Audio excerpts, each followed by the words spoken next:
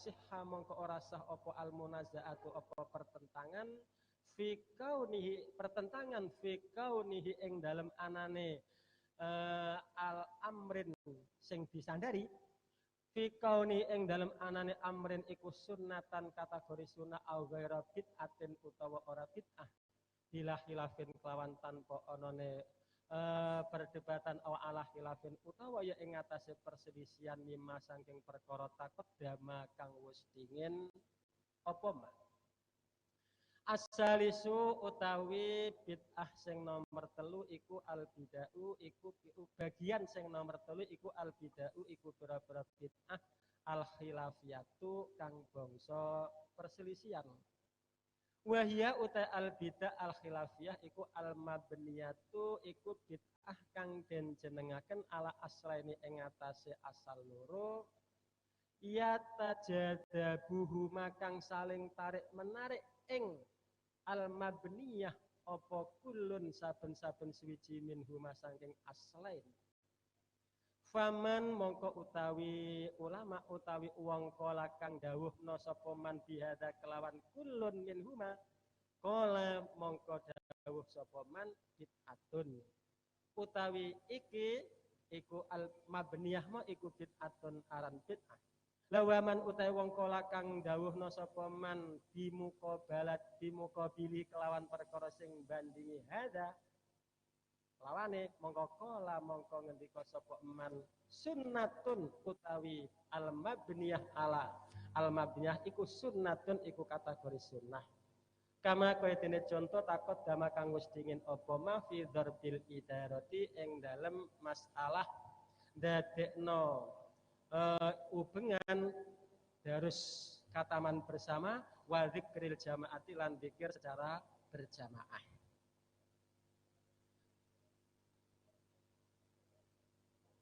Beliau Hadratus Syekh berkata bahwa bagian-bagian dari bid'ah ini ada 3. Yang pertama adalah bid'ah yang jelas kebid'ahannya. Di antaranya adalah bid'ah yang jelas kebid'ahannya adalah perkara yang ditetapkan tanpa memakai dasar syar'i dalam rangka untuk membandingi perkara yang sudah ditetapkan secara syar'i. Maka bid'ah yang ini akan membunuh perkara sunnah sekaligus membatalkan perkara yang hak. Dengan demikian meskipun memiliki beberapa sandaran dari furu' atau yang lain, maka bid'ah ini bid'ah yang tidak kategori bisa dibilang-bilang dalam artian bid'ah yang kategori bid'atun dholalatun yang pada ujungnya adalah finnar.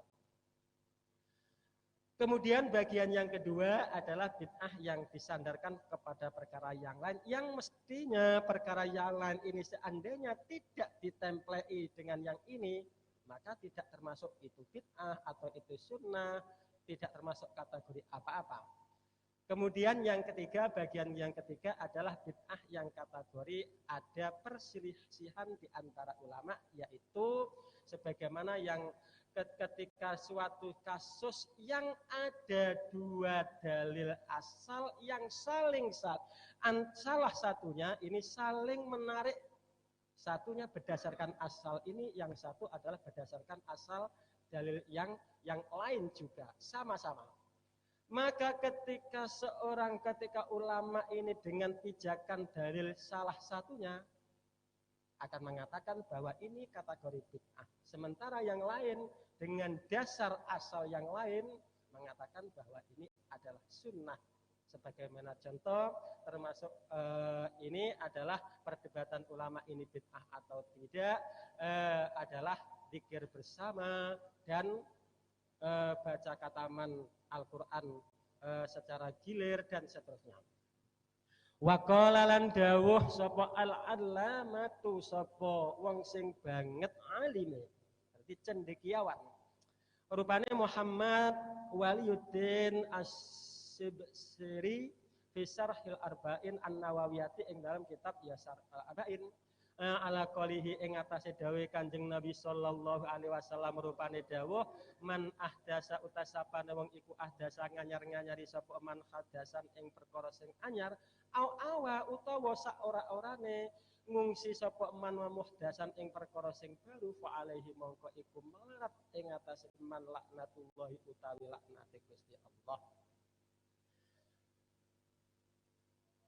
Muhammad Waliyuddin beliau berkata berkomentar dalam rangka hadis Nabi yang tertera dalam kitab Arba'in An-Nawawiyah, yaitu man ahdasa, barang siapa membuat perkara yang baru atau membuat baru berarti bid'ah, barang siapa yang membuat bid'ah, siapa itu bid'ah, atau dia mengikuti bid'ahnya, tidak membuat tapi dia ikut di situ dalam bid'ahnya, maka orang tersebut adalah mendapatkan laknatnya Allah.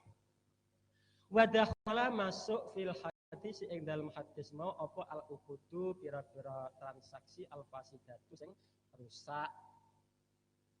Wal hukmu lan hukumi bil ma'al jahli ing dalam sartane orang ngerti, wal juri lan ing dalam sartane mlempeng, wa nahwi dzalika lan sepadane mengkonone al hukmu iki mau mimma bayane wae bayane nahwi ya. Bayane nahwi mimma saking perkara la yuwafiku kang ora nyocoki apa ma asyara ing syarak. Wa kharajalan kejaba. Termasuk dalam cakupan hadis tersebut adalah berarti kategori mendapatkan laknatnya Allah orang yang menerjang transaksi yang rusak atau dia memberikan hukuman, memberikan sebuah putusan sementara dia tidak tahu, atau memang dia dalam kategori jur, melempeng. Apa Indonesia melempeng? Menyimpang, pokoknya seperti itu. Dia putusan yang tidak sesuai dengan koridor aslinya. Termasuk di antara dan yang lainnya yaitu perkara-perkara kasus yang tidak bersesuaian dengan syarak, maka ikut di dalamnya. Perkara yang tidak mencocoki dengan syarak, maka itu dalam kategori termasuk kategori cakupan dari sebuah hadis tersebut. Wa kharajalan kejaba dikecualikan wa kharajalan kejaba anhu saking al hadis ma apa ma perkara la yakhruju kang ora metu apa ma angdani lisari andoh saking dalil syarak kal masaili kaya dene pira-pira masalah al ijtihadiyati sing bangsa ijtihad, karena tidak ada dalil qat'i suatu kasus maka untuk memutuskan putusan pakai secara ijtihadiyah, masalah-masalah yang ijtihadiyah. Allati kang laisa ora ana iku bainaha tetep ing dalam antarane allati masail wa baina adillatiha lan antarane pira-pira dalile allati masail apa rabitun perkara sing nyambung kepada dalil pokoknya yang qat'i tidak ada illa adane onone illa dzannul mujtahidi angin penyonone apa jeneng ijtihade wong sing ahli ijtihad, maka hasilnya nanti akan terjadi beda. Itu maklum karena perkara yang ijtihadiyah, tidak kategori cakupan yang nanti wa alaihi laknatullah. Wa kitabatil mushafi lan kadene nulis mushaf dicapi tulis wa tahriril madzahibi lan napa maknane? Wa tahriril madzahibi bersihaken beberapa madhab, maknanya apa? Nek cara makna jawaban wa tahriril madzahibi. Tahrir, jadi tadi kita netepaken beberapa madhab wa kutubin nahwi lan nulis pira-pira kitab-kitab nahwi, kitab tata bahasa wal hisabi lan matematika. Walidalika krana are mengkono itu tidak apa-apa karena itu kategori yang tidak ada dalil qat'inya nas yang sharih, maka nanti ujung-ujungnya tidak kategori wa alaihi, tidak kategori yang mendapatkan laknat itu ketika hasil dari suatu ijtihad ini beda dengan yang lain, karena ini adalah perkara yang baru yang tidak ada pada zaman Nabi. Walidha krono are mengkono laisa bainahuma illa dhannul mujtahid, ini dal mujtahid kosama bagi sapa Ibnu Abdissalam al-Hawadisa ing pira-pira perkara sing baru perkara yang baru. Kita mengatakan bid'ah secara lughatan itu kita bagi ilal ahkami maring pira-pira hukum al khamsati kang 5. Faqala mongko nuli dawuh sapa Ibnu Abdissalam dawe al bid'atu utai kang aran bid'ah iku fi'lu ma nglakoni perkara lam yuhad kang ora den kaweruhi apa mama fi asri Rasulillahi ing dalem zamane mongsone utusane Allah sallallahu alaihi wasallam. Wajibatan hale perkara sing wajib utawa wajibatan iku perkara sing wajib, wajibatan kanat mergo tafsilinya ke belakang nanti. Kata alumin nahwi kodene belajar nahwu. Wa ghori bil kitabi lan belajar lafat-lafat sing asinge Al-Qur'an was sunnati lan hadis mimma bayane saking perkara bayane gharib mimma saking perkara ya tawaqqafu kang dadi kandhek apa fahmus syariati maham syariat dadi kandhek alaihi ing atase belajar nahwu tidak ada pada zaman Rasul, termasuk belajar lafat-lafat yang gharib, lafat-lafat yang aneh-aneh dalam Al-Quran atau wajib. Di antaranya kategori kalau itu tidak dipelajari maka kefahaman dalam syariat ini tidak bisa memahami ini. Wa muharramatan lan perkara sing den haramaken kamat habil qadariyati kaya dene madhab sing bangsa qadariyah mengatakan bahwa karena ini adalah konsep badak sebagaimana yang di Iran, qadariyah yang mengatakan bahwa pekerjaan itu adalah fi'lu itu adalah yang menentukan dan yang bisa menciptakan adalah manusia itu sendiri. Qadariyah yang banget kelewatan, wal jabariyati lan bangsa jabariyah yang banget lemahnya banget ke bawahnya, jabariyah yang menakan apapun yang terjadi ini murni Allah yang menciptakan. Jadi seperti wayang murni gerak ini adalah kata dalang itu seperti dalang jabar kebangetan kebablasan ke bawah, jabariyah yang kebangetan ke atas. Wal mujassimati lan kaya dene maka itu muharramah tadi wal mujassimati lan madhab sing bangsa ngarani nek Allah iku berupa jisim wa mang ya jisim contoh yang perkara baru yang diharamkan wa mang dubatan lan kaya dene perkara sing den sunahaken kaihdasir rubuti kaya dene nganyari kaya dene membuat beberapa pondok wal madarisi lan beberapa madrasah. Tidak ada pada zaman menggawe bangunan yang seperti itu, tapi loh mangduba. Wa kulli contoh ya, wa kulli kaihdasi wa kulli ihsanin lan saben-saben gawe bagus lam yuhad kang ora den kawuri apa ihsan mafil asri ing dalem mangsa al awali kang kawitan. Wa makruhatan lan apa jenenge kemakruhan ka zuhrufatil masajid kadene maes-maesi masjid wa taswikil masahifi lan ya menghiasi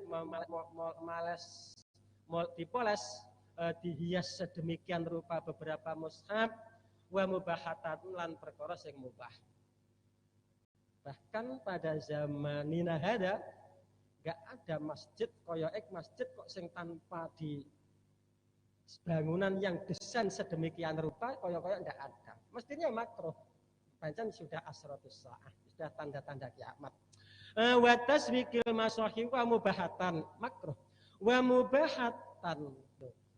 Mestinya mengapa mereka yang sudah komentar bahwa melantangkan diri bid'ah tapi justru mereka sendiri masjidnya tidak akan mungkin masjid kok ngetepyak tidak ada pasti paling tidak ya sedemikian rupa wa mubahatan lan perkara sing boleh ngono wae kal musafahati kaya dene salaman akibat salat subhi ing dalam sakwise salat subuh wal asri lan ing dalam sakwise salat asar setelah salat salaman bid'ah kita biasa dibid'ah-bid'ahkan enggak ada apa-apa mubahatan versi mereka tapi kita tetap konsis dan itu tidak apa-apa.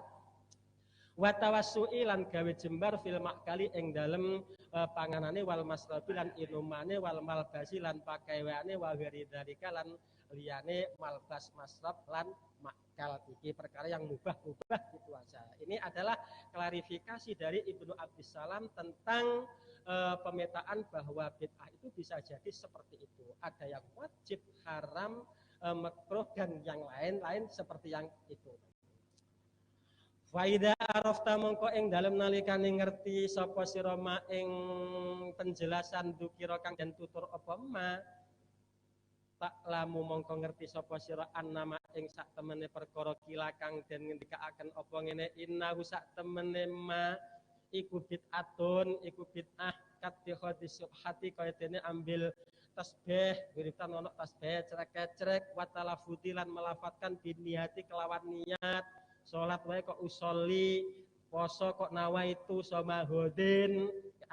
Mereka mengatakan bahwa itu bid'ah wa tahlili kalan kodene tahlilan indat tasadduqi ing dalem nalikane gawe sedekah anil mayiti ando saking mayit mitung dino 40 mitung dino 40 hari 100 nyewu napa meneh nyewu dan seterusnya mendak-mendae dan mendak-mendae dia sudah keluar-keluar itu bid'ah ma'a adamil mani'i ing dalam sertane ora ono ne perkara sing nyegah anhu ando saking dalil enggak ada manik lho maca la ilaha illallah apa manik perkara yang menkan enggak ada wa ziyaratil kuburi lan nekani kuburan ziarah kubur wa nahwi dzalika lan sepadane mengkono-mengkonone ziarah kubur tahlil talafut biniyat laisa inau bid'atun laisa iku annama kila inau bid'atun laisa iku ora ono apa ma iku bid'atin iku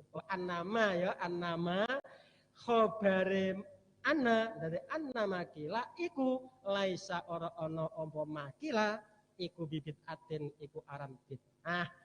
Adapun setelah sampean mengetahui dari paparan yang sudah lewat maka sampean akan tahu bahwa yang dilantang-lantangkan bahwa itu kategori bid'ah, tasbihan itu juga bid'ah, kita maca salat usolli fardhu dhuhri juga bid'ah, kita nawaitu somahodin ya bid'ah, tahlilan mitung dina 40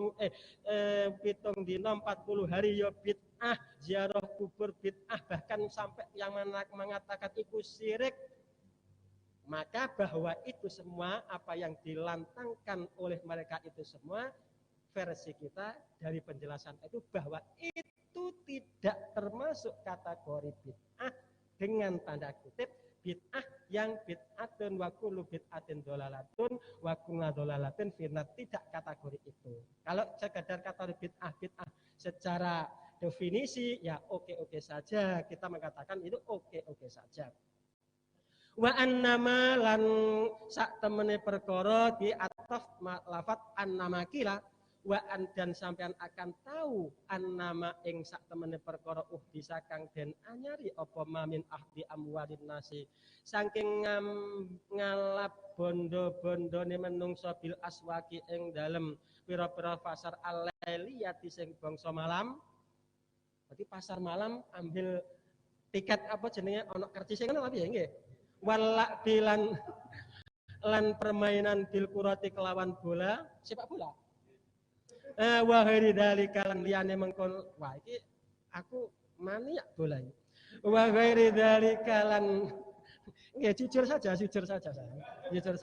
wa ghairi dzalika dulu ketika aku mondok itu wah Liga Italia itu enggak mau malam Senin, pada zaman itu malam Senin itu wah selalu Masya Allah subhanallah wa ghairi dzalika lan liyane mengkono nema ada contoh-contoh iku mau iku ming syarril bid'ah iku ya saking ala-ala pira-pira bid'ah.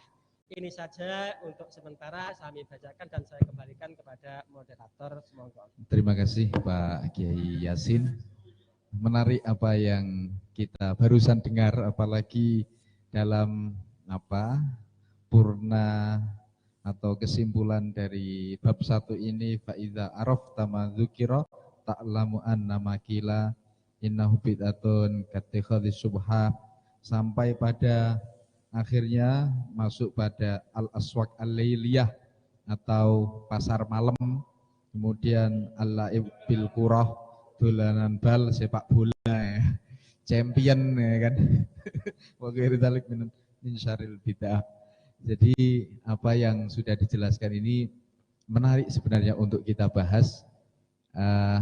Satu mengenai, sebenarnya banyak Pak ya, cuman sebagai agak melebarkan pembahasan, kami pernah mendengar dawuhan Gus Ghafur Maimun pada acara pelatihan pendidikan kader dasar Ansor di Darun Najah, di Yayasan Darun Najah. Beliau dawan satu mengenai proposal. Jadi kiai saiki kapan ora gawe proposal biring ku yo ojo nemen-nemen, yo proposal biring. Yang kedua adalah mengenai dangdut ya. Beliau dawan mengenai dangdut, ini efeknya sudah mencapai akulturasi budaya. Ketimbang anak-anak kita, generasi kita cinta budaya luar negeri yang hampir tidak ada kontrol. Di antaranya beliau menyebutkan punk ya, karena punk itu beliau katakan efek dari sebuah pergerakan anak muda di Inggris yang komunitas itu menciptakan tidak ada aturan di dalam kehidupan. Jadi antara laki-laki dan perempuan saling bercampur seenaknya saja. Bahkan buy one get one free ya. Satu perempuan dipakai royoman dan lain-lain itu ya. Ini merupakan hal-hal yang wajib kita tanggulangi sedemikian rupanya. Ya mending untuk efek-efek internationality itu mending kita arahkan anak-anak kita suka nyanyian pentol bakso dan lain-lain itu ya. Ini sebagai awal prolog untuk ngaji kitab Risalah Ahlussunnah wal Jamaah. Saya persilakan terlebih dahulu, kurang afdol ketika dari pengurus MWCNU Kragan tidak memberikan apa ya semacam dawan-dawan tertentu, baru nanti kita serahkan kepada konstituen untuk mengungkapkan, menambahi atau usul atau bertanya. Monggo, kami serahkan kepada Bapak Kiai Nur Hasan. Monggo Pak.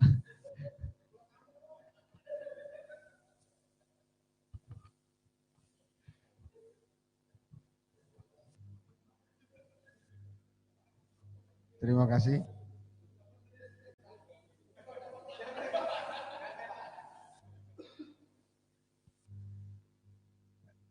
Persoalan yang kita hadapi bahwa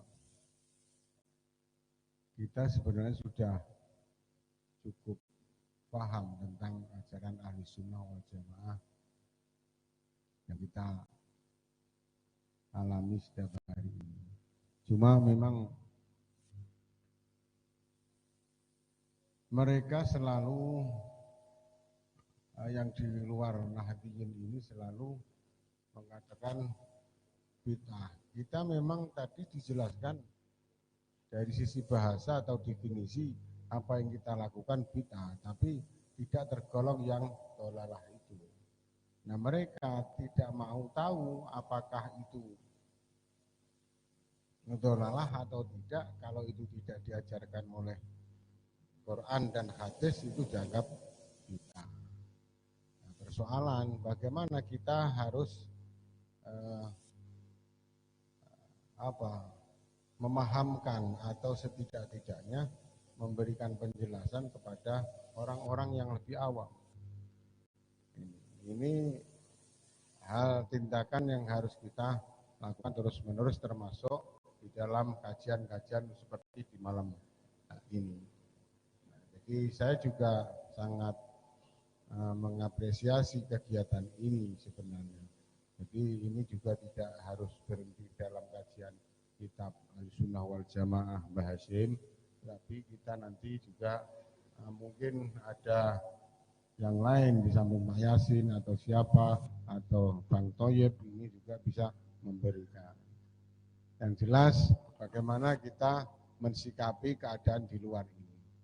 Saya tidak ingin komentar apa-apa. Saya kira demikian. Terima kasih. Terima kasih.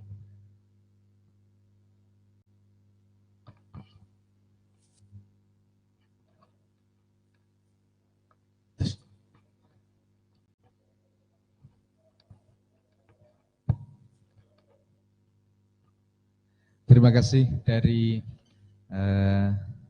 sapaan hangat dari beliau Bapak Kiai Nur Hasan.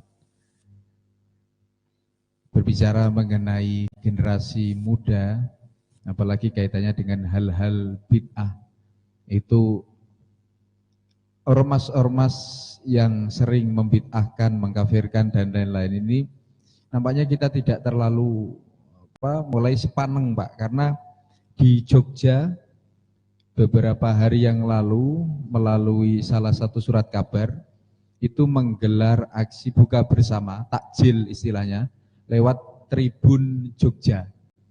Dan yang nyanyi bahkan gitar, piano, seruling itu kaum-kaum berjubah dan berjenggot panjang Pak. Hadirinya itu ya bebas, ada yang pakai celana rok mini, ada di sana. Artinya permasalahan mengenai itu kayaknya sudah tidak lagi dikatakan bid'ah. Tetapi masih saja ada imam-imam tersebut mengatakan musik haram. Loh, kadernya kok malah gitaran karpe dewe. Ini artinya mereka sudah bingung karpe dewe Pak. Bingung karpe dewe. Ini mengenai bid'ah.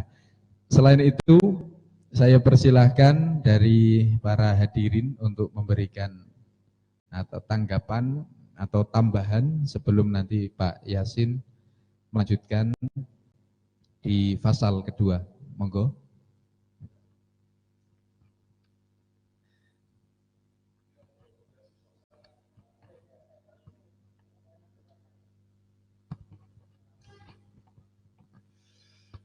Terima kasih.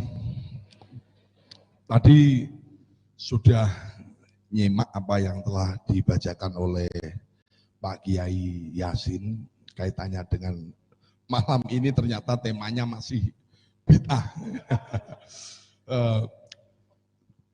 Saya itu kok lebih sepakat kalau yang dibid'ah dolalahkan itu tadi yang disebut ini, karena bangsa kita, negara kita ini sedang mengalami krisis moral yang sangat tinggi.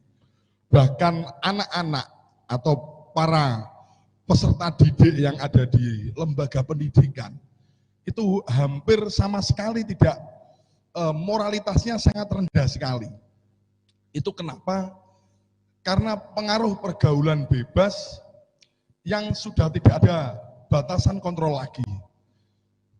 Tadi moderator sempat menyinggung adanya kaum pang, yang mana dalam lingkup ini di kawasan yang dinaungi oleh MBC NU Kragan ini bahkan menjadi kawasan strategis tempat berkumpulnya kaum-kaum bid'ah. Nah, saya lebih sepakat, boleh enggak kalau ini kesepakatan dari saya nih, maksudnya saya meminta kesepakatan, yang mestinya kita bid'ahkan, yang mestinya kita dolalakan, dan yang mestinya kita tuntun untuk menuju ke jalan, kembali ke jalan yang benar, itu mereka-mereka yang menjadi pengaruh dalam dunia pendidikan, atau dalam hal ini generasi-generasi yang sedang mengalami pubertas, yang mana jiwanya tidak bisa stabil karena dalam masa pencarian jati diri. Sehingga kalau ada orang yang selamatan dibilang bid'ah, ini kok rasanya kurang tepat.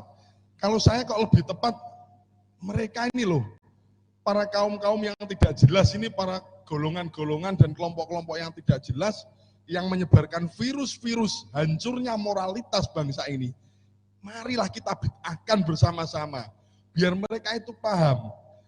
Sama sekali sampai saat ini saya pandang mereka itu seolah dibiarkan. Bahkan aparat penegak hukum, bahkan kita sendiri pun yang nyuwun sewu notabene sebagai orang tua, ketika melihat hal semacam itu, lewat apa pernah kita ngeloroi, terus kemudian mengarahkan mereka, bahasanya cara wong desa, cara wong kragan nggih ngamuk, diamuk sithik-sithik ojo gerombol-gerombol. Apa kita pernah? Tidak pernah. Dan mereka pun yang membid'ah-bid'ahkan kita. Mergo goro-goro selamatan pitung dinanan 40-an dino dibid'ah-bid'ahkan. Itu juga tidak pernah. Bahkan mereka seolah buta dengan gerombolan-gerombolan tersebut. Padahal secara ancaman mereka itu lebih bahaya dan lebih mengancam agama kita daripada sekedar selamatan dan ziarah kubur. Begitu. Baik, terima kasih dari sahabat Basori mengomentari mengenai penegasan bagaimana kalau anak-anak itu paling tidak ditampung ya. Ini melanjutkan apa yang didawuhkan oleh Pak Hasan tadi bahwasanya menyebut Bang Toyib ya. Ini kayaknya reinkarnasi dari Mbah Hambali di Pondok Pesantren Al-Frustasiyah ya nanti. Itu mohon dipikirkan dari MWCNU Kecamatan Kragan ya. Baik, selanjutnya ada yang lain? Monggo Mbah menawi.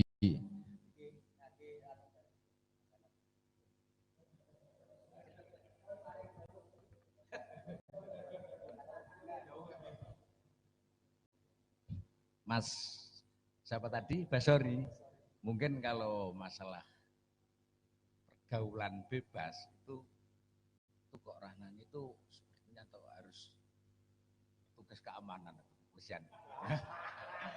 Dan mungkin itu nanti ada di Asrotus Sa'a mungkin. Ya Pak. Ya mungkin nanti bab akhir-akhir lah nanti Asrotus Sa'a mungkin ada. Gaskan. Ya, tegas Tormandes, yaitu harus kerjasama dengan aparat kepolisian ya khususnya. Nanti dibantu dengan Banser, Ansor, atau apa Muspika lah ya, musyawarah pimpinan kecamatan. Nah, mungkin itu membahas mengenai RTL, rencana tindak lanjut ya. Semoga nanti bisa terrealisasi mengenai tanggapan dengan generasi-generasi atau organisasi generasi yang masuk pada organisasi transnasional. Ada tambahan lagi? Cukup ya? Langsung masuk pada bab kedua atau mungkin sederenge bab 2 wonten tanggapan sekedhik Pak, monggo. Mbok pun langsung bab 2.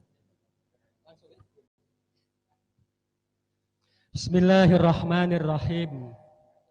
Faslun fi bayani tamassuki ahlil Jawa bimadhabi ahlis sunnah wal jamaah. Utawi iki iku ana fasal fi bayani tamassuki ahlil Jawa nerangaken ing dalem jelasno cecekelane penduduk Pulau Jawa cecekelan bimadhabi ahlis sunnati kelawan madhab ahlis sunnah wal jamaah. Wa bayani ibtidai duhuril bidai lan nerangaken permulaan muncule beberapa bid'ah wang tisyariha lan sumebiare al bid'ah fi ardi Jawa ing dalam tanah Jawa. Wa bayani anwa'il mubtadi'ina lan nerangno macem-maceme pira-pira wong sing ahli bid'ah al maujudina sing maujud kabeh fi hadza zamani ing dalam ikilah masa. Qad kana teman-teman ono sapa muslimul aktori sapa pira-pira wong Islam pejajahan al jawiyati sing bangsa Jawa, muslim-muslim tanah Jawa fil azmani ing dalam pira-pira mangsa as-salifati kang wis lewat al khaliyati kang wis ya dingin wis lewat muttafiqil arai iku pira-pira wong sing sepakat, wong sing cocok pira-pira pendapate wal madhabi lan madhabe. Muttahidil makhadi lan tunggal lan dadi tunggale pira-pira pengambilan referensinya sama wal masrabi lan ya pengambilan inuman tegese ya sama dari referensi yang sama pengambilan yang sama Fakulluhum mongko utai sekabehane muslimul aktor fil fikhi iku ing dalam fikih alamat fil fikhi ing dalam fikih iku alamat habin nafis iku netepi ing atase madhab kang edi kang bagus madhabil imami rupane madhabe al imam Muhammad ibni Idris madhab Syafi'i lah cara kasar. Wa fi usuluddin lan ing dalam masalah usuluddin ala madhabil imami iku netepi ing atase madhabe al imam Abil Hasan al Asy'ari. Wa fi tasawufi lan ing dalam masalah tasawuf ala madhabil imami iku ing atase madhabe al imam al Ghazali wal imam Abil Hasan Asy'adili radhiyallahu ridani Allahu sapa Allah anhum andah saking ya kabeh mau ajmaina ya sekabehane. Beliau Hadratus Syekh ngendika mula-mula dulunya penduduk Jawa ini adalah sama, kompak pendapatnya adalah sama, madhabnya juga sama, pengambilannya juga sama. Semua muslim-muslim yang ada di Jawa ini fikihnya memakai madhab Imam Syafi'i, tauhidnya mengikuti madhab Imam Abil Hasan Al-Asy'ari dan masalah tasawuf memakai madhab Imam Ghazali dan Imam Abil Hasan Asy'adili. Summa innahu tumuli sak temene kelakuan hadasa iku terjadi fi ami alfin ing dalem tahun 1000 wa talasimiatin lan 300 wa talasina lan 30 apa sing hadasa ahzabun apa pira-pira kelompok iki mbuh partai tapi ya ahzabun apa pira-pira golongan mutanawwi'atun sing bermacam-macam wa araun lan pira-pira pendapat mutadafiatun lan sing saling menentang wa aqwalun lan pira-pira dawuh pira-pira ucapan mutadharibatun sing saling memukul warijalun lan beberapa tokoh mutajaribatun sing saling narik. Faminhum mongko iku setengah sangking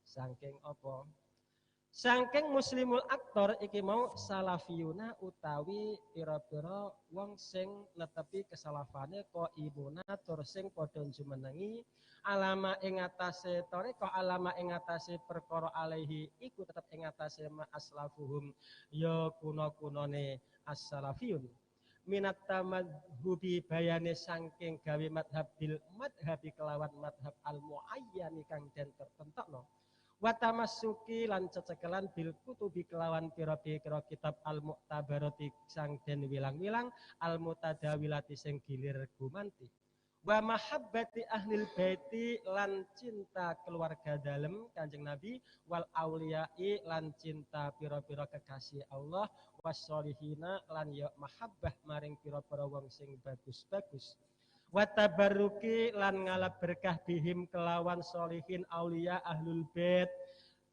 ahyaan ing dalem waktu urip wa amwatan lan ing dalem sakwise mati wa ziyaratil kuburi lan ziarah kubur wa talqinil mayiti lan nuntun mayit nalkin mayit wasodaqati lan sedekah anhu andah saking al mayit wa tiqadis syafaati lan nekotno anane syafaat memberikan syafaat wa naf'i doa ilan fungsine lan apa jenenge manfaat doa iku berguna wa tawassuli lan gawe lantaran wa ghairi dzalika liyane mengkono-mengkonone tawassul, nafsu doa, talqin ziarah dan yang lain-lain. Iki. Beliau Hadratus Syekh dawuh pada zaman itu memang masih satu madhab fikih, tauhid, tasawuf. Akan tetapi pada tahun 1330 maka terjadi beberapa golongan yang bermacam-macam pendapat-pendapat yang saling kontradiksi dan beberapa ungkapan-ungkapan yang saling melemahkan dan tokoh-tokoh yang saling menarik simpati.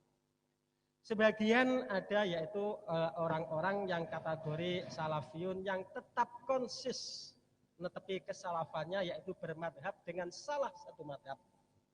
Sebagaimana kita konsis dengan madhab Asy-Syafi'i misalkan madhab al-muayyan, dan tetap berpegangan dengan kitab-kitab yang dibilang-bilang kitab-kitab yang muktabarah, yang secara itu ya kitab-kitab Fathul Mu'in, Fathul Wahhab, Fathul Izarka ya, Fathul dan seterusnya. Pokoknya kitab-kitab dalam fan fikihnya. Juga ini kan dalam klarifikasi kelompok golongan ada yang konsisten tetap itu, dan juga masih tetap berkembang cinta terhadap ahlul bait, cinta terhadap wali-wali, cinta terhadap orang-orang soleh, dan juga ngambil berkah itu ngambil berkah kepada mereka meskipun masih hidup atau bahkan sudah meninggal pun kita tetap bahwa itu bisa diambil berkahnya.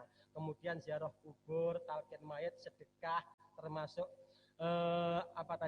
sedekah mayit tadi, mitung dino, metang puluh, nyatus, nyewu, mendak, dan seterusnya. Dan juga bahwa adanya syafaah, bahwa orang-orang yang soleh itu juga akan memberikan syafaah. Kemudian kita doa bahwa doa itu akan ada dampak yang positifnya, memberikan kemanfaatan. Juga tawasul, kita biasa manakib, kita biasa melakukan, dan itu sebagian masih ada yang konsisten tentang itu. Wa minhum lan iku setengah sangking ya muslimul aktoril Jawa mong firqatun utawi ana sijining kelompok ya ro'a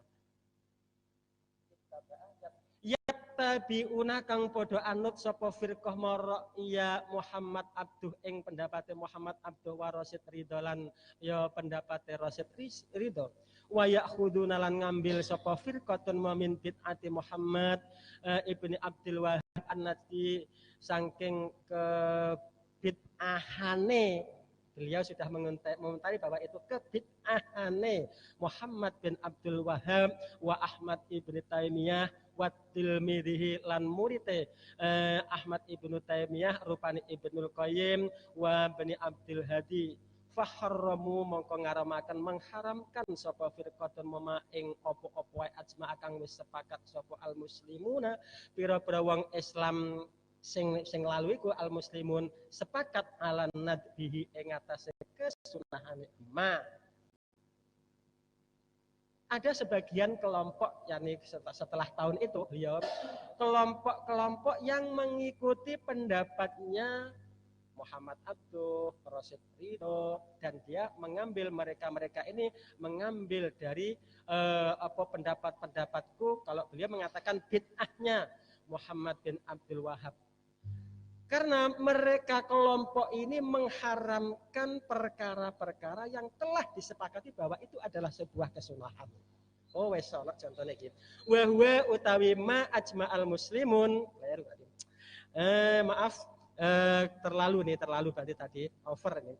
Wa huwa ini mamanya nih ono iki sajane tergesa-gesa. Wa huwa utaima ajma'al muslimun iku as-safaru iku bepergian li ziarati qabri Rasulillahi krana arai ziarah kuburane Rasulullah sallallahu alaihi wasallam. Muslimun sepakat bahwa itu adalah sunnah. Kita safar bepergian untuk ziarah kuburnya Rasul. Tapi mereka mengharamkan itu. Ngono ini. Baru tadi maaf komentar saja ya wa khalafuhu lan padha nulayani sapa firqah mahum ing al muslimun mafima ing dalam kasus-kasus dikira kang den tutur apa maleke madukir ini adalah salah satunya talqin ziarah kubur yang lain sedekah mayit ini baru yang tadi wa heri lan liyane madukir kola ngendika berkata sapa Ibnu Taimiyah fi fatawihi ing dalam kok wakih ya fi fatawihi ing dalam kitab fatawine Ibnu Taimiyah, beberapa fatwanya Ibnu Taimiyah. Wa idza safaro titik. Pun kita cukupi ini saya hentikan sedemikian karena ini berhubungannya rada panjang ini. Panjang barangkali ini sebagai awal dari memotivasi panjenengan untuk bisa menampilkan komentar atau menimbangi atau menambah atau bahkan nanti apalah yang lain semoga ini dilanjutkan mungkin. Terima kasih apa yang dibalag oleh Bapak Kiai Yasin. Kita sudah masuk pada bab kedua, yaitu tentang pasal fi bayani tamassuki ahli Jawa bi madhhabi ahli sunnah wal jamaah, masyarakat Nusantara yang berpegang teguh Jawa. Di sini kalau dalam versi Mbah Maimun itu dikatakan dengan Nusantara, artinya seluruhnya. Karena apa ya, sebagai representasi atau mewakili pemikiran-pemikiran yang ada di bumi Indonesia. Kemudian wabayan ibtida'i zuhuril bid'ah, munculnya berbagai macam kebid'ahan serta tersebarnya isu mengenai itu di bumi Nusantara. Kemudian menjelaskan macam-macam ahli bid'ah pada masa kini. Apa yang dijelaskan oleh Bapak Yasin tadi mengatakan bahwasanya pada mulanya orang-orang Islam yang ada di bumi Jawa zaman dahulu itu satu madhab, satu akidah, satu pemikiran tasawuf yang sama, yang kemudian dinamakan dengan teologi, kaum-kaum sufi dan lain-lain. Cuman ketika tahun 1330, berarti kalau kita konversikan ke dalam bulan Masehi sekitar tahun 1912, 14 tahun sebelum Nahdlatul Ulama diproklamirkan tahun 1344 Hijriah berarti ya. Dan 1912 adalah tepat berdirinya Muhammadiyah atau Ormas Muhammadiyah yang dipimpin oleh Kiai Haji Ahmad Dahlan. Artinya saya tidak tahu ini mengarahnya kemana, tapi sebelum itu satu pemahaman yang sama. Kita tahu bahwasanya dari sejarah-sejarah yang telah lalu, bahwasanya Kiai Haji Hasyim Asy'ari dengan Kiai Haji Ahmad Dahlan ini satu seperguruan. Saya dapat informasi ini dari salah satu guru saya yang juga orang Muhammadiyah, pengurus Muhammadiyah provinsi. Beliau mengatakan satu seperguruan memang, cuman kemudian Mbah Ahmad Dahlan ini belajar pada pemikiran-pemikiran Muhammad Abdu, Jamaluddin Al-Afghani, Rashid Ridho dan lain-lain, yang kemudian terjadi pemikiran tentang pembaharu. Setelah itu terjadi, barulah kemudian timbul pemikiran mengenai kebid'ahan. Kalau di sini di dalam kitab yang dikaji bahwasanya qala Ibnu Taimiyah ini ternyata sebagian adalah yang dipakai oleh orang-orang Muhammadiyah. Tetapi pada beberapa waktu yang lalu ketika ada sebuah video mengatakan Amin Rais itu mengatakan, lah iya lah Pak, itu kan bukti jejak digital kan tidak bisa bohong. Orang Muhammadiyah itu harus tahlil juga, katanya seperti itu. Pak Din Samsudin itu kan sebenarnya Nahdlatul Ulama, Pak. Loh iya, supaya tidak terkesan Nahdlatul Ulama, maka namanya diganti Din Samsudin. Asalnya kan Sirojuddin Samsudin, Pak. Begitu loh. Artinya beliau itu salah satu kader Muhammadiyah naturalisasi. Ya, ini dua kekayaan alam kita, sumber daya manusia yang ada di Indonesia, Nahdlatul Ulama dan Muhammadiyah. Cuman sekali lagi Muhammadiyah, ayo kita kembali ke garis ya. Kembalilah ke khitoh begitu loh ya. Karena Nahdlatul Ulama itu kan beda, Pak. Keunikan Nahdlatul Ulama itu di segala, baik itu anak ranting, MWC, PC, cabang, bahkan sampai PWNU dan PBNU mempunyai hak prerogatif yang sama dalam Basul Masail. Semuanya bisa memutuskan. Kalau Muhammadiyah harus pakai lewat lembaga tarjih katanya. Nah, ini pemikiran yang sudah terjadi 1330 Hijriah, artinya 1912. Sebelumnya sama semuanya. Monggo yang ingin mengomentari atau menambahkan.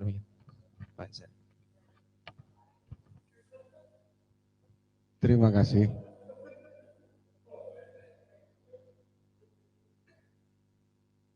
Memang kalau kita telisik dari sejarah memang Jawa dalam arti Nusantara, karena Kalimantan dan sebagainya kan penduduknya masih kecil. Tapi juga ulama-ulamanya juga ahli sunnah wal jamaah. Yang menarik itu adalah Darwis itu adalah Kiai Haji Ahmad Dahlan.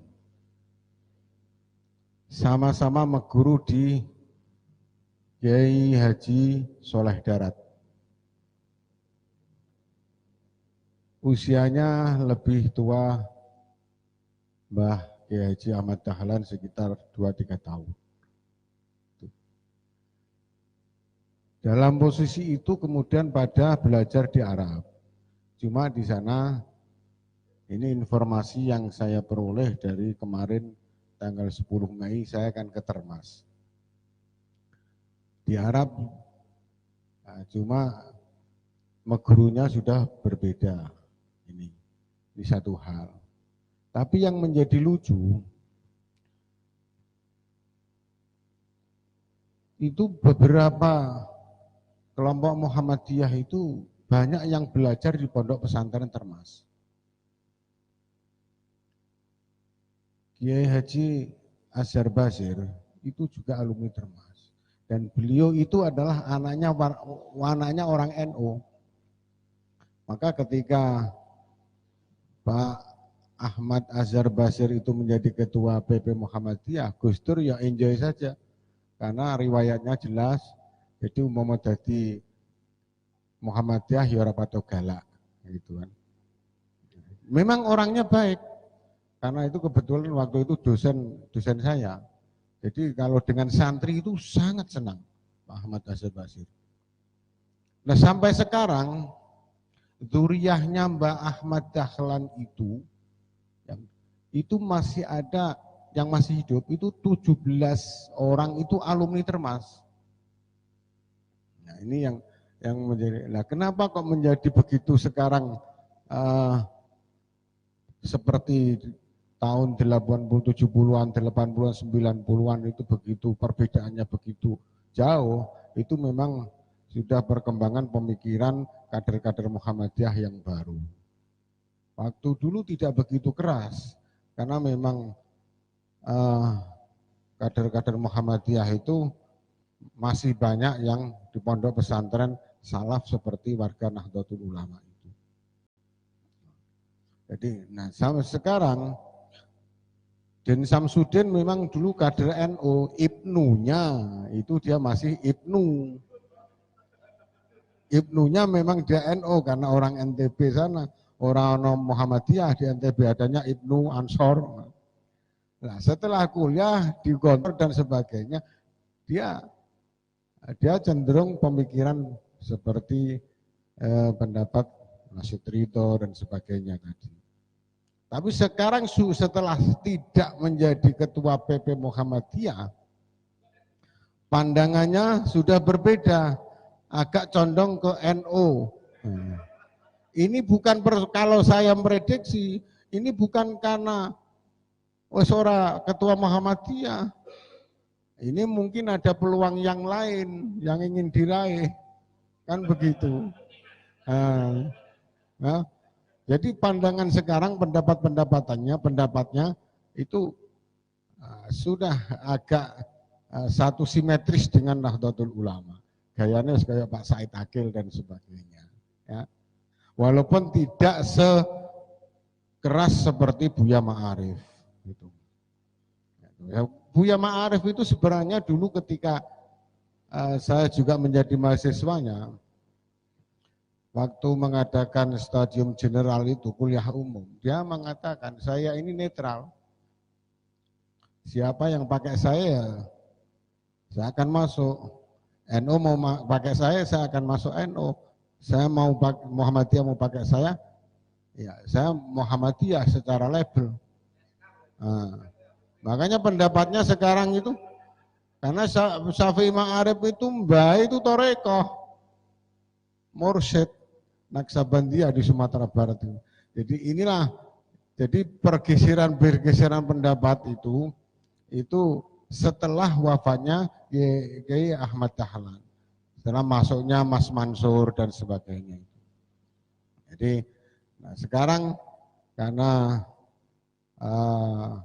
NU itu wis ono sing musuhi tanda petik kaum Wahabi atau Sunni Salafi itu, maka Muhammadiyah istirahat. Nah, istirahat. Sekarang sudah satu jalan dengan Nahdlatul Ulama. Itu pikiran saya.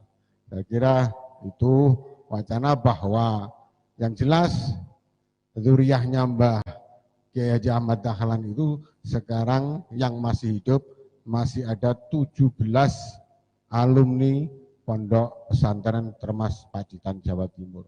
Karena kemarin itu data disampaikan kepada kami. Terima kasih.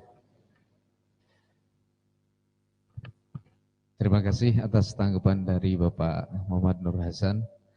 Selanjutnya ada tambahan lain mungkin mengenai pola pemikiran ya, teologis ya, kajian teologi yang hampir sama, tetapi karena satu orang dengan orang yang lainnya itu kadang tidak punya gerbong. Jadi kalau saya melihat Pak Din Samsudin itu mungkin zaman masih jadi ibnunya itu aku memoron bingung. Sedangkan di NU itu rivalitas itu kan luar biasa Pak. Banyak sekali loh. NU apalagi kalau di pondok pesantren salaf tertentu. Semuanya bercita-cita ingin jadi kiai semuanya Pak. Sehingga yang cenderung ada ketika Basul Masail itu menang-menangan dalil. Ya, yang paling menang dalil inilah yang digadang-gadang akan menjadi kiai, kan begitu Pak ya. Nah, ketika di masyarakat ini kan sulit sekali. Apalagi orang-orang yang tidak punya gerbang. Ini gerbang artinya untuk dia melampiaskan pemikirannya, keilmuannya ini kadang tidak ada. Kemudian dari Ibnu bingung, akhirnya melanjutkan pemikirannya sampai kita Muhammadiyah wae. Muhammadiyah ku anggere moro kota sithik wis serbanan ngono ya kan. Sehingga khutbah dari satu tempat ke tempat yang lainnya dengan gaji yang minim dan alasan ekonomis akhirnya dia diakui menjadi kader Muhammadiyah. Nah, ketika besar sudah sampai selesai pada puncak purna jabatannya selesai, aku akan kembali ke NU. Inilah yang dikatakan dalam sebuah meme Al-Maqalah Kiai Haji Meme ya. Di gambar-gambar itu semua akan NU pada waktunya kan. Ada tambahan lain mungkin? Monggo. Monggo, Mbah. Langsung aja ya. Langsung salam-salaman. Tahun berapa tadi? 1330 Hijriah. Itu kalau Masehi itu sudah zaman-zaman penjajah itu ya. Masih penjajah. Ini kalau di keterangannya kita punya Bandol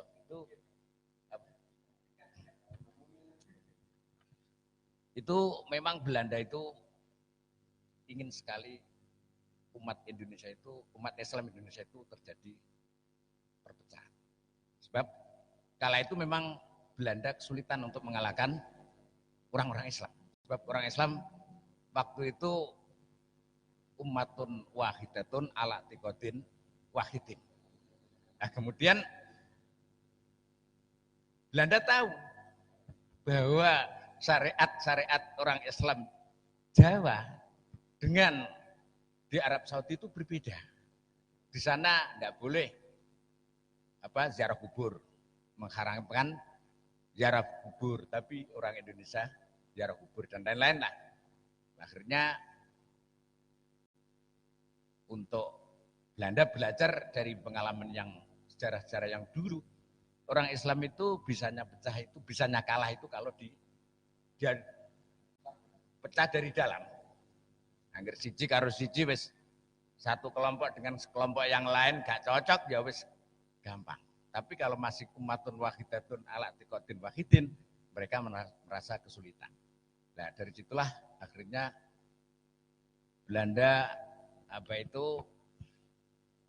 menyuruh salah satu ilmuannya, seorang ilmuwan yang bernama Dr. Seno Horgonya, itu untuk belajar apa tindakan-tindakan yang di Arab Saudi, kemudian ditanamkan di Indonesia. Dari situlah kemudian orang-orang Islam Indonesia itu, ya terutama Jawa, itu terus sama tadi terus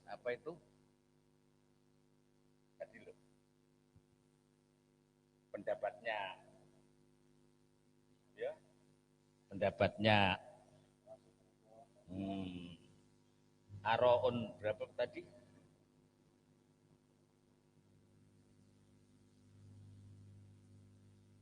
Aroun mutadabiatun wa aqwalun mutadharibatun wa rijalun mutajabidatun.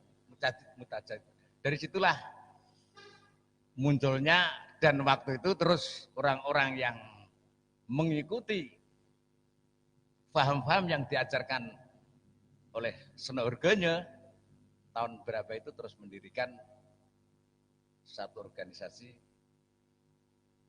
namanya, tadinya itu Belanda dulu mendirikan satu organisasi pedagang yang namanya VOC. Ya, itu entah tahun berapa saya lupa itu. Ada kitabnya ada. Terus untuk tahun berikutnya orang-orang Islam terus mendirikan untuk menandingi organisasi VOC itu, orang Islam terus mendirikan suatu organisasi namanya Syirkatul Islam, Syarikat Islam. Nah, terus tadinya itu sebagai organisasi pedagang Muslim. Terus tahun berapa itu orang-orang yang mengikuti paham-paham yang disebarkan oleh Seno Horgonya itu mendirikan satu organisasi yang namanya organisasi Muhammadiyah. Itu tahun berapa itu? Ada di kitabnya itu ada, tapi saya lupa ini. Nah, pada pokoknya paham-paham yang mendirikan paham Muhammadiyah itu rafdi aqwalil a'immatil arba'ah. Artinya tidak mengikuti kaul-kaulnya a'immatil arba'ah. Pokoknya tidak mencapakan, artinya tidak mencapakan semua kaul-kaul a'immatil arba'ah. Yang jelas dia tidak bermadzhab gitu aja. Tapi alhamdulillah sekarang itu kok agak kecelek Muhammadiyah itu. Iya.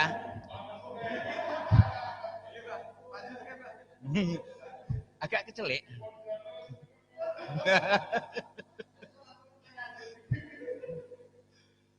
Kemarin saya itu ziarah ke Banten, itu di rumah makan mana itu saya ketemu sama orang-orang dari Malang.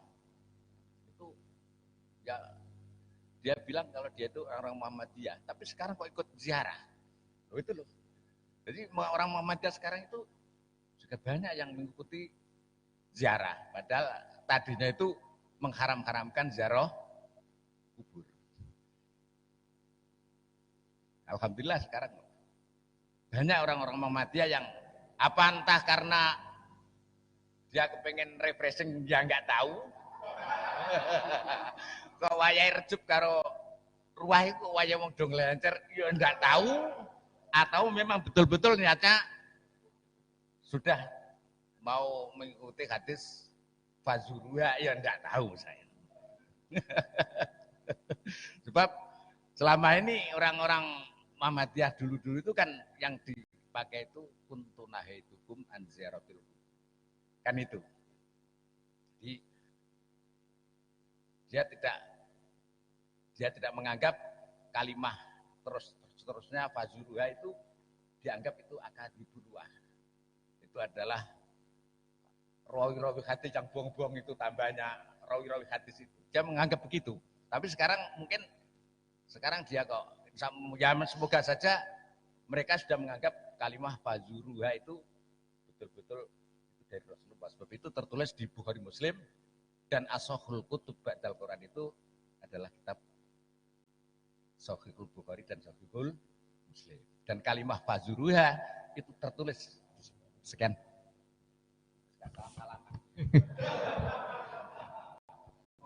Terima kasih apa yang didakwakan oleh Bayi. Berbicara mengenai organisasi-organisasi tertentu itu memang ya suatu saat akan ngerasa podo kecelek lah Pak ya, kecelek dan butuh refreshing ya, butuh ngopi juga.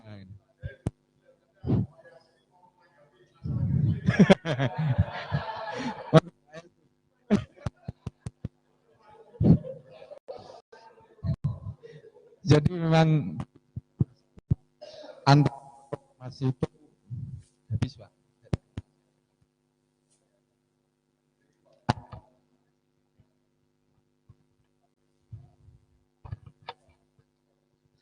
Akan tahu bahwasanya semua itu butuh ya, asupan gizi rohani itu butuh. Salah satu kader Muhammadiyah juga pernah mengatakan, beliau juga kebetulan guru saya juga Pak, lulusan Al-Azhar. Secara pribadi saat bimbingan saat itu beliau mengatakan, aku biyen itu yo aslinya yo gak patek seneng ziarah. Terus orang tua saya setelah meninggal itu rasanya kok koyok batang. Akhirnya habis itu saya mitoni, terus mendai seperti yang digalakkan oleh orang-orang Nahdlatul Ulama. Dan itu memang setelah itu rasa bakti saya kepada orang tua saya itu terasa betul. Terasa betul. Sebelumnya kayak hampa. Ini yang dikatakan oleh beliau. Cuman sekali lagi bahwasanya Kiai Said Akil Siraj, beliau dawuhan, tapi sayang keturunan dari Mbah Soleh Darat itu rata-rata kok Muhammadiyah. Beliau mengatakan seperti itu di Suluk Maleman di Pati saat itu, dihadiri oleh Pak Menteri Lukman Hakim juga. Jadi Nahdlatul Ulama sebenarnya sudah ada sejak lama, cuman karena ajaran-ajaran infiltratif dari beberapa ormas mengajak satu, dan latar belakangnya macam-macam. Ada yang dengan alasan perekonomian, ada alasan lingkungannya sehingga tertarik untuk itu. Tapi suatu saat nanti akan butuh ketika sudah masa tua, saya harus kembali lagi ke sana. Cuman sayang kok setelah tua begitu loh Pak. Tapi akhirnya itu husnul khotimah. Jadi bagi ormas-ormas yang belum masuk dalam ikatan Ittihadu An-Nahdliyin ya, sesegeralah mungkin untuk masuk ben husnul khotimah gitu ya kira-kira. Ada tambahan lagi sebelum acara ini ditutup karena Pak Yasin tadi kayaknya sudah menuntasi pembacaannya. Ada tambahan lagi? Sebelum closing statement, monggo Pak Mujib. Sekedar minta petunjuk saja oleh para kiai, karena sebelah kanan sebelah kiri banyak kiai.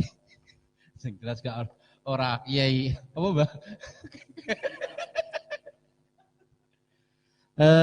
Melihat apa yang ada di dalam isi kitab ini, salah satunya adalah yang dicontohkan oleh Syekh Kiai Haji Hasyim Asy'ari itu salah satu pendapat dari Ibnu Taimiyah.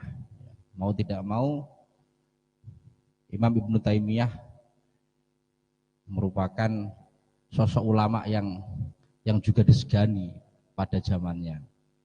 Nah, kenapa Syekh Hasyim Asy'ari justru mengambil contoh pendapat yang benar-benar mengkanter terkait dengan berkembang suburnya paham Ahlus Sunnah wal Jamaah yang diikuti khususnya adalah Nahdlatul Ulama. Nah, ini kan mau tidak mau kita yang rasa keawaman kita berkaitan dengan pemahaman mengenai ketawaduan terhadap kiai dan lain sebagainya, apalagi Ibnu Taimiyah juga ulama. Ini batasan kami, kita ini. Sementara ini yang mau tidak mau Ibnu Taimiyah juga ulama, kemudian Rasyid Ridho juga ulama. Ini apa yang harus kita lakukan sebagai tetap kita mentakdimkan kepada beliau. Mau tidak mau beliau juga pendapatnya saat itu juga sangat dipertimbangkan pada zamannya. Nah, mohon kepada Bapak atau para kiai ini bisa memberikan komentar berkaitan dengan batasan dari, terima kasih Pak Mujib, batasan dari apa kita mengikuti paradigma atau pola pikir oleh salah satu orang-orang hebat, Pak. Kita tahu bahwasanya Ibnu Taimiyah, kemudian Ibnu Rushd, kemudian Abu Hamid Al-Ghazali, beliau ini orang hebat-hebat semuanya.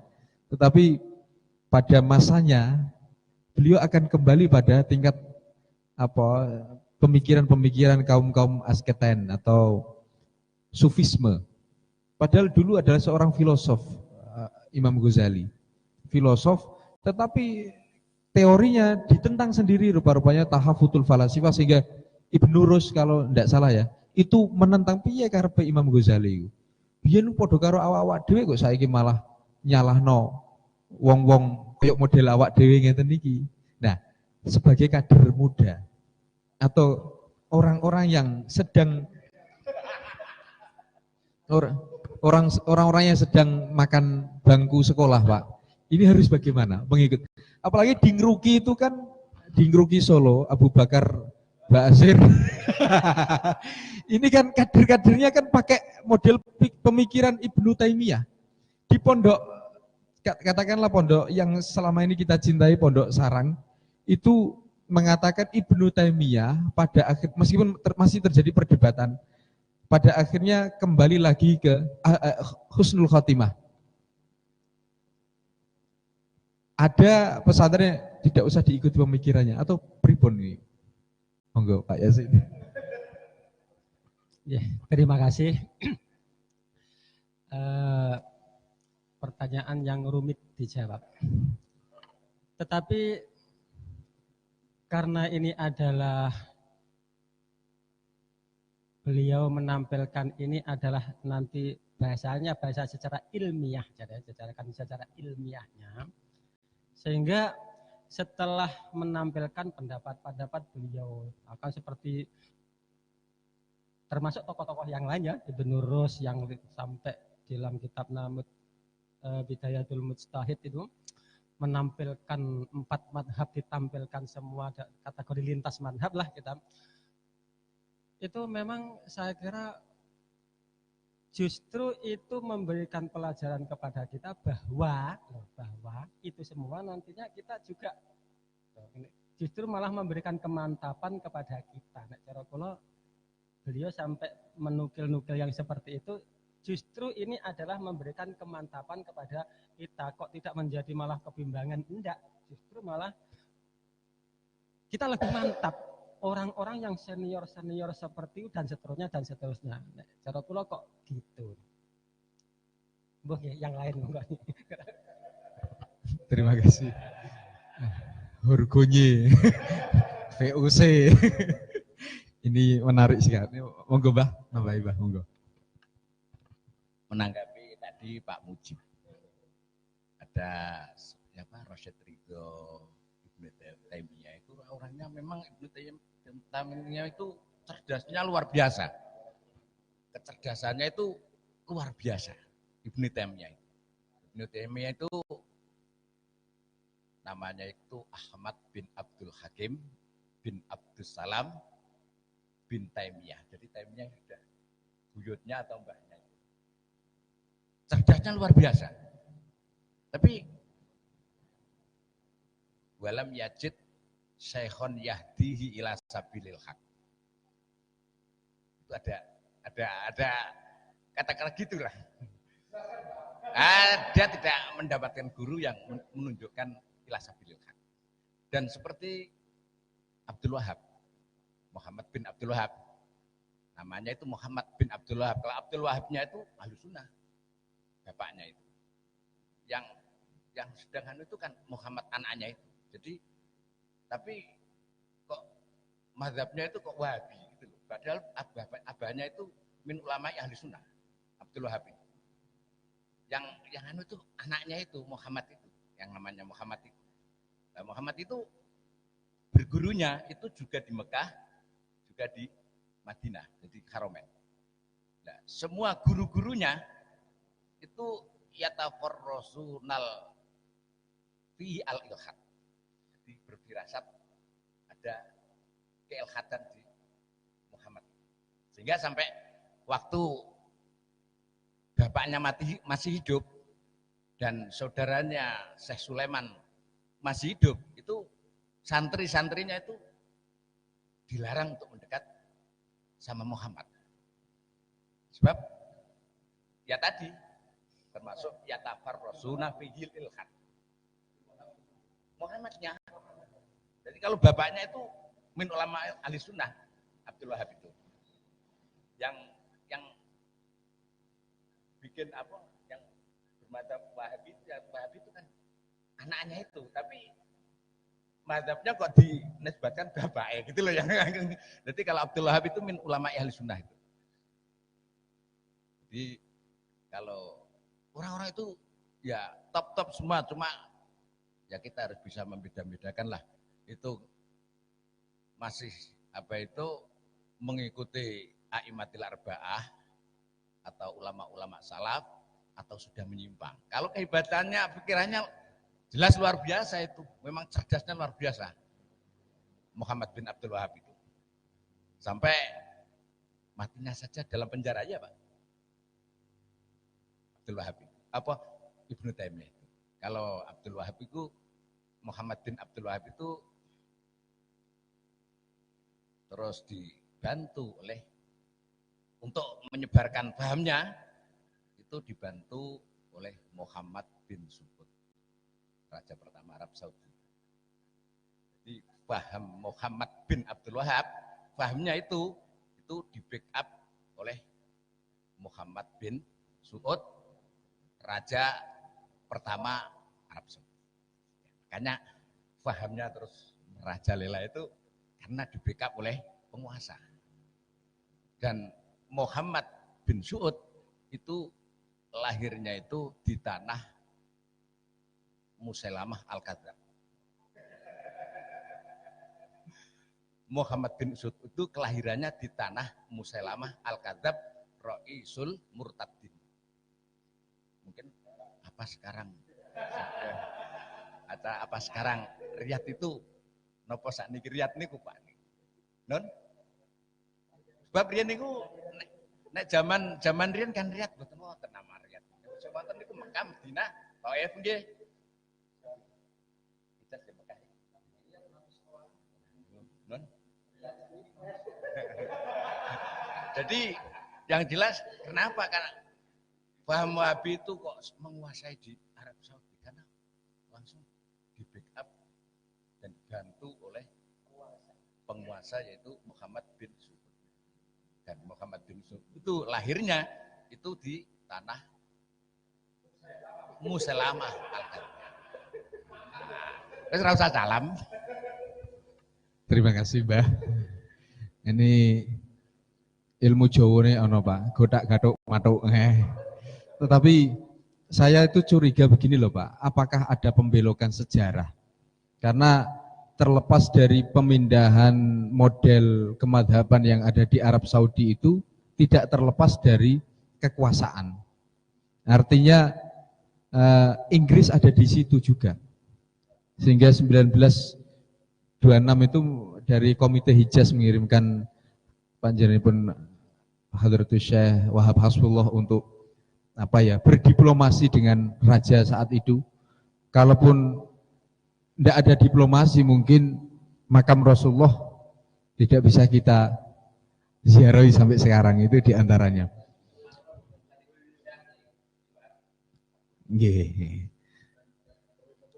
Artinya dari sejarah semacam itu memang ada motif agama, motif misionaris tertentu. Jadi kalau dalam suatu komunitas, kalau daripada kedamaiannya dikalahkan oleh motif kekuasaan, maka yang terjadi adalah unsur urusan pribadi akan dipolitisir seolah-olah ini milik bersama. Dan ini sangat berbahaya untuk kelangsungan generasi-generasi yang akan datang, saya kira itu. Ada apa tanggapan lain atau teman-teman? Jadi munculnya kerajaan Saudi itu memang pertama ada 3 kekuatan yang muncul, di mana di sana ada kolaborasi kepentingan. Muhammad bin Abdul Wahab punya misi menyebarkan fahamnya. Suku Al-Kadzab tadi yang punya anak Muhammad bin Su'ud itu punya misi kekuasaan, itu suku desa. Nah, menurut Mbah Maimun itu suku tapi bagian desa, tapi okol begitu. Itu punya misi untuk menjadi penguasa, karena waktu itu dikuasai oleh kepemimpinan Turki Utsmani. Jadi setelah Abbasiyah runtuh itu kan beberapa tahun, ratus tahun itu kekuasaan Islam itu tidak bisa menguasai kawasan sana. Akhirnya muncul Turki Utsmani, pusatnya di Turki, tapi Arab Saudi itu dikuasai Turki. Nah, Inggris di situ ada Israel, dia tidak bisa menggoncang kekuasaan Turki Utsmani yang di Arab Saudi itu. Maka menggunakan 2 kelompok, yaitu Muhammad bin Abdul Wahab dengan Muhammad bin Su'ud, kepala suku sing menang perang terus itu. Jadi kesepakatan satu Muhammad bin Abdul Wahab, kowe tak dukung Muhammad bin Su'ud supaya kamu jadi penguasa, tapi nanti misi saya, faham saya ini kamu sebarkan. Makanya pendapat Mbah Maimun Zubair itu, sing penguasa sekarang itu pakai serban wae ra iso mergo sukune desa. Wong Arab itu mesti ditutup no sirahe terus pakai igal. Tapi nak wong Arab sing cara kesultanan yang dulu itu bisa pakai serban. Mulane kiai-kiai ahli sunnah itu pakai serban. Orang-orang sing dikudungno betialom. Warnanya itu pasti merah karena itu kepentingan Inggris karo Israel, hobinya warna merah. Mulanya kayak Basori itu termasuk Israel juga.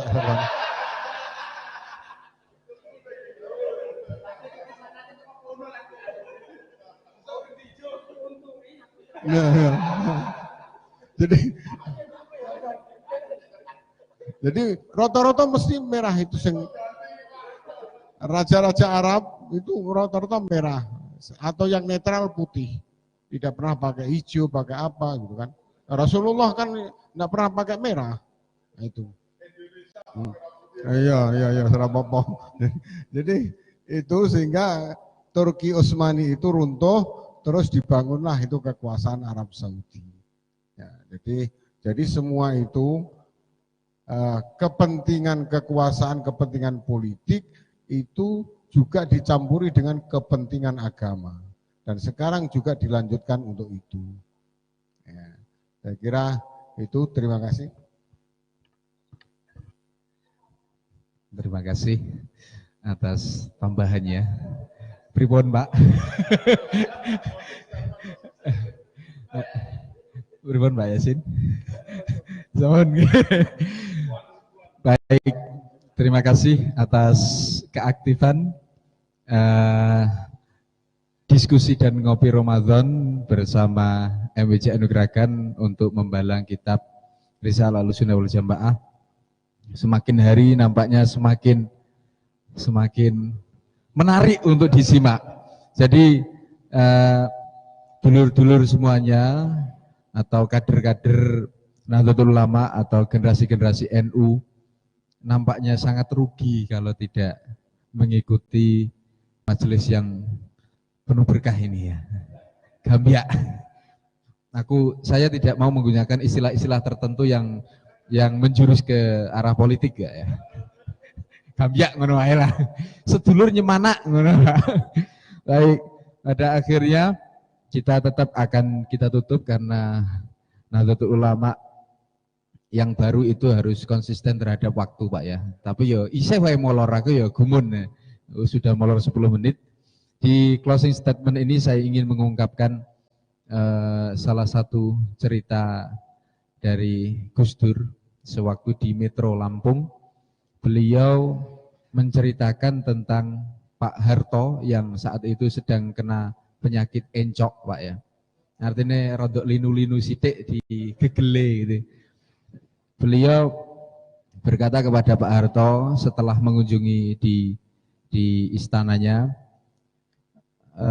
ditanya oleh Pak Harto, Gus, ini jadi pulang atau bagaimana ya? Kan waktu itu waktu masih puasa lah Pak ya.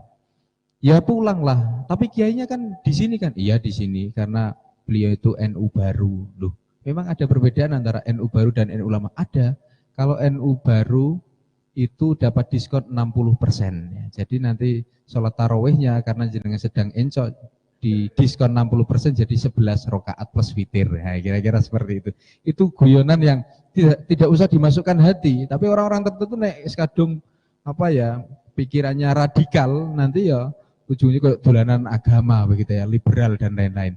Saya kira itu untuk pertemuan malam kali ini. Kita akan bertemu lagi besok pada jam yang sama di Majelis Wakil Cabang Nahdlatul Ulama Kecamatan Kragan. Nyuwun ngapunten yang sebesar-besarnya kalau ada kata-kata yang terselip luka. Wallahul muwaffiq ila aqwamit thoriq. Assalamualaikum warahmatullahi wabarakatuh.